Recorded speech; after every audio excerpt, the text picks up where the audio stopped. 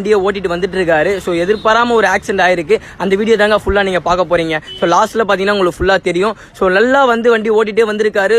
So டயர்ட்னஸா இருந்திருக்கு போல. ரொம்ப பொறுமையா வந்திருக்காரு. ரொம்ப பொறுமையா தான் இருக்கு. அந்த ஃபுட்டேஜை பார்த்தாலே தெரியும். சில பேர் என்ன சொல்றாங்கன்னா அதி வேகத்துல ஆக்சிடென்ட் ஆயிடுச்சுன்னு சொல்றாங்க. சில பேர் என்ன சொல்றாங்கன்னா வீலி தானா ஆவாது, எப்படி தானா ஆகும், ஸோ நீங்க வீலி பண்ணி தான் அது இதாயிடுச்சுன்னு சொல்றாங்க.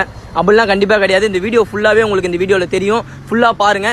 ஸோ அதெல்லாம் பாத்தீங்கன்னா நல்லா கேஷுவலா பக்கா வண்டி ஓட்டிட்டு வந்திருக்காரு. ஆனா அவருக்கு என்னன்னு தெரியலங்க. ஆனா பேசிட்டே தான் வந்திருக்காரு. ஸோ கோப்ரோல vlog பண்ணிட்டே தான் உங்களுக்கு பார்த்தாலே தெரியும்னு நினைக்கிறேன். பொறுமையா அழகா கோப்ரோல vlog பண்ணிட்டு இன்டர்காம்ல பேசிக்கிட்டே அழகா வந்திருக்காரு.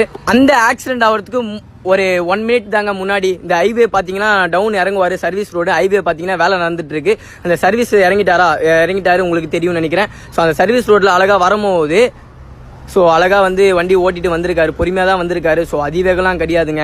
ஸோ எதிர்பாராம பார்த்தீங்கன்னா இப்போ ஒரு ஆக்சிடென்ட் நடக்கும். ஸோ அது அவரே எதிர்பார்க்கல.